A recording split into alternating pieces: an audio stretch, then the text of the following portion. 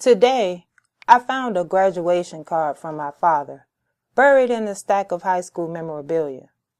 Inside it, he wrote, "Love you, baby." Thinking back to when I needed him the most, I don't remember caring whether he loved me or not.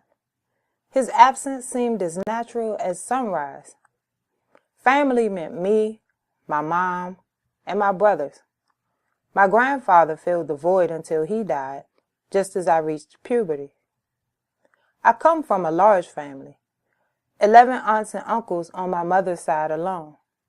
In high school, I used to make lists of names for the 10 children I would begin to have at the tender age of 23, after college and marriage, of course.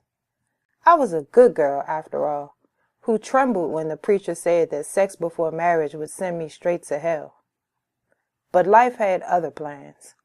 And instead of carrying my first child at 23, I lost my father. Well, the small piece of him I had begun to know. 3 months before his funeral, I picked our first official fight after a coworker told me about a weekend he spent with his daughter. "Why are you spending all that money on an 8-year-old?" I exclaimed as we sorted through the evening's tip share. "You're going to spoil that girl." "No," he said. "I gotta set the example for how the rest of these dudes are supposed to treat her."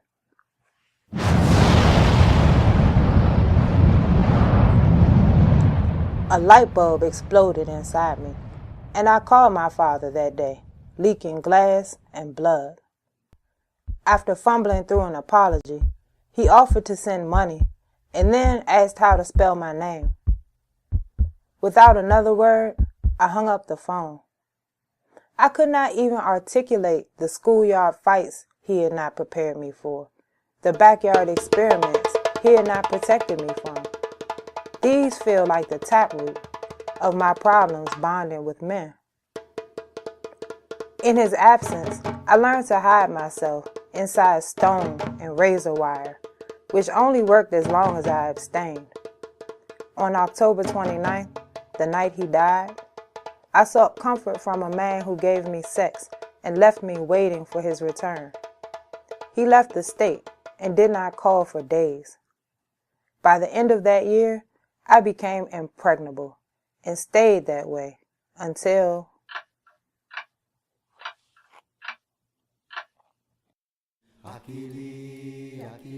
I want to give my future children the gift of a loving father, but my thoughts say give it up.